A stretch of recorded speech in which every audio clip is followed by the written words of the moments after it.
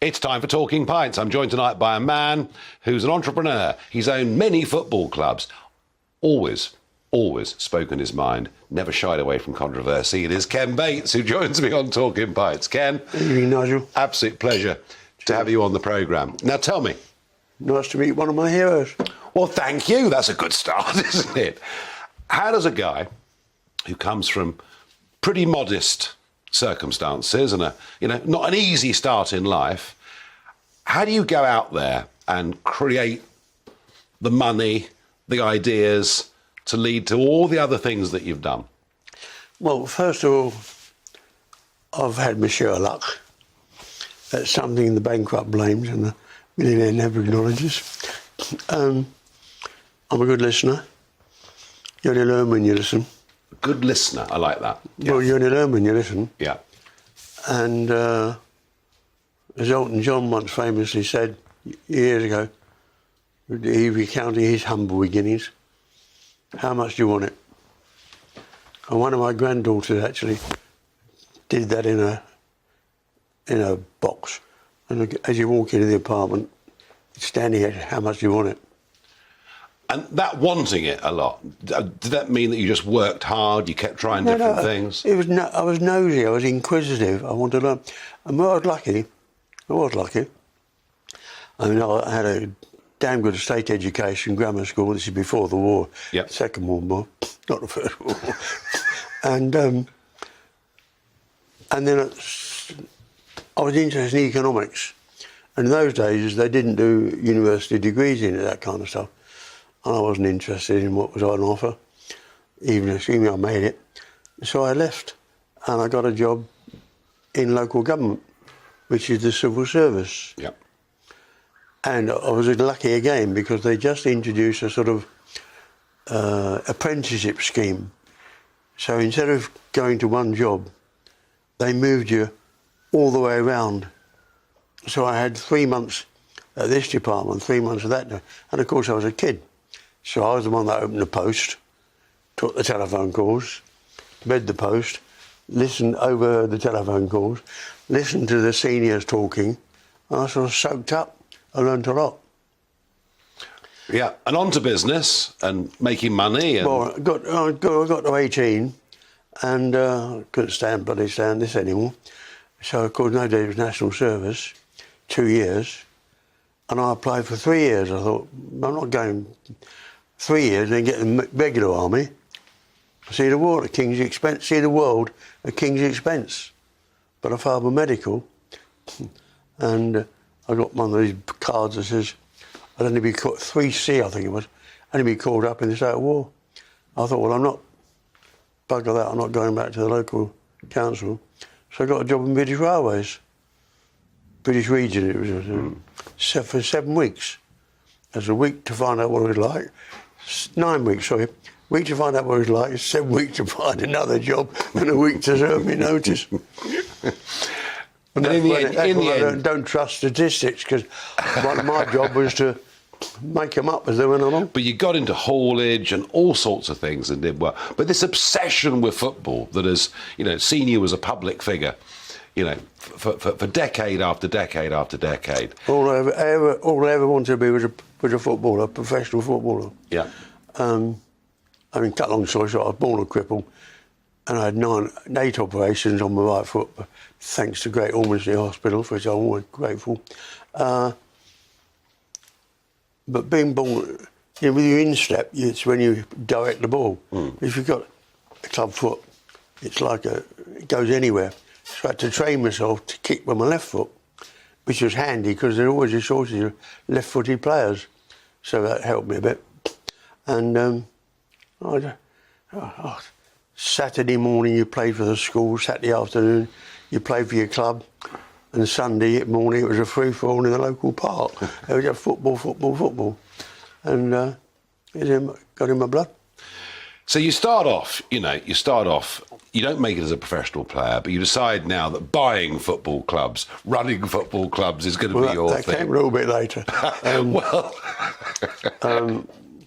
I met my father when I was 20, which isn't quite as bad as it sounds.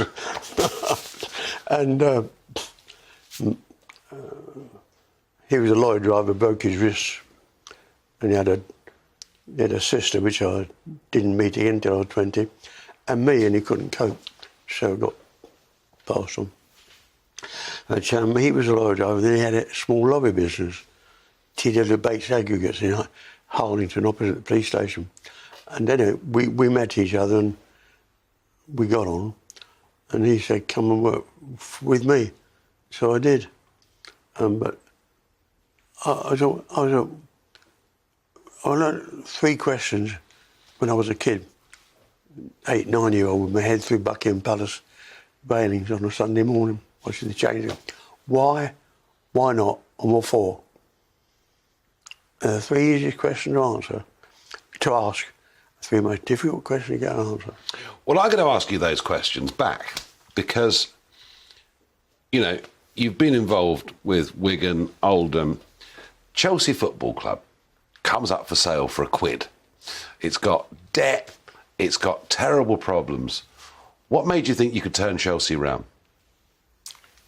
Well, I bought Oldham in 1965. Yeah. And I sold it when I went to the Virgin Islands.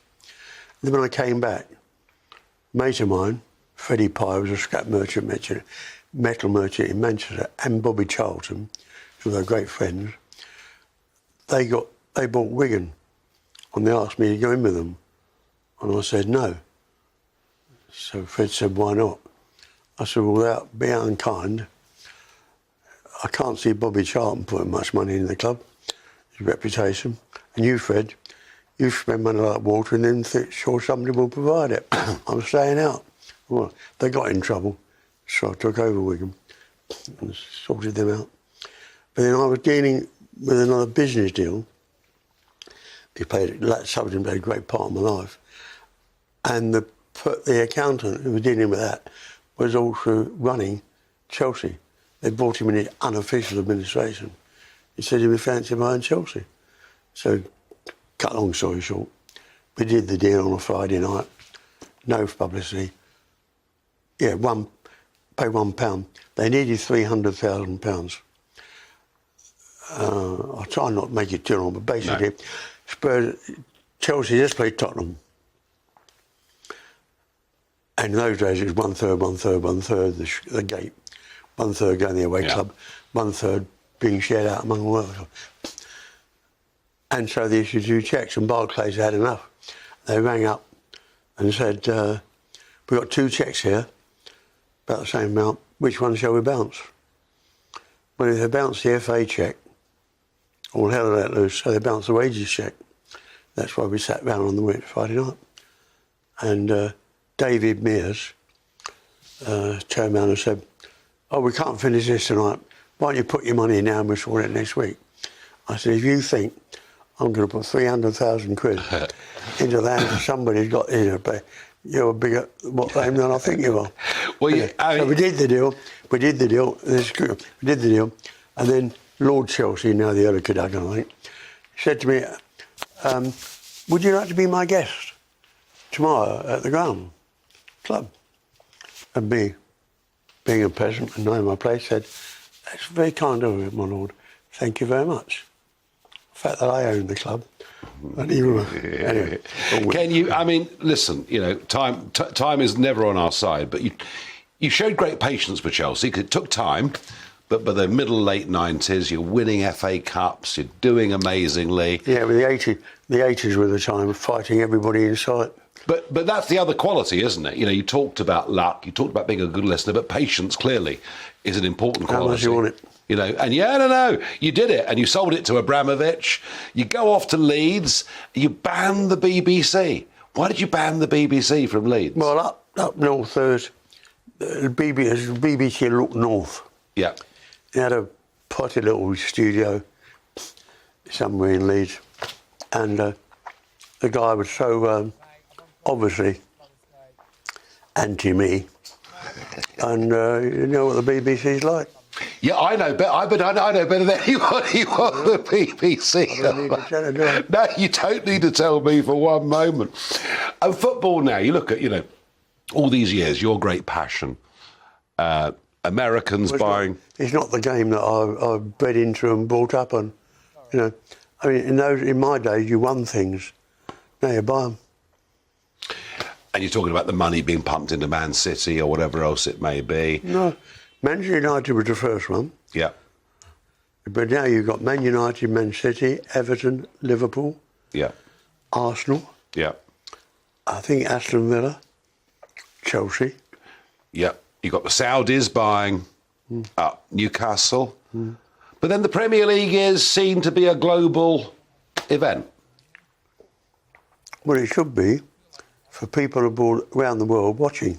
Yeah. But it's an English game. I mean, again, we haven't got time, but basically, football originated from villages. You know, Sheffield United, Sheffield Wednesday. Yeah. And most of them were started by churches. For example, Queen's Park Rangers was originally St Jude's Institute. And when I formed my first football club, it was St Mellitus Football Church. We had the football club in. But, and you had this loyalty. Yeah, it's I now mean, money, Tom money, Finney, money. Fantastic, Tom Finney. But it is what it is, Yeah, Ken. he never played for one club. But it is what it is, Ken. And England, you know, we got to the final of the Euros last year. We had a run in the World Cup. English football's not in a bad place, is it? I think it is. If you go quickly to America, they have, I think, about 5 national games. And each of them compete in each of the games. They have about 10 clubs in a league. No promotional relegation. And all those clubs owned by wealth management companies. And to them, a football club Yeah. is just another... It's a commodity. No, Yeah. just another commodity. Yeah. No, listen, Ken, I get that. I understand that. Well, you've given a lot of people a lot of entertainment over many, many years. I mean, I certainly remember growing up, you know, and into early adulthood, Ken Bates all over the back pages and sometimes the front pages as well. Okay, very quickly on that. When I first came into football, it was really, you only got your news from the newspapers. Yeah, that's right. And they were written by journalists. Yeah. And they were written often without even checking the facts. Yeah. Yes. Now but the internet's no I better. put them right. Ken, we're out of time. You're never afraid of putting people right or giving your opinion. Thank you for coming on and being a great guest.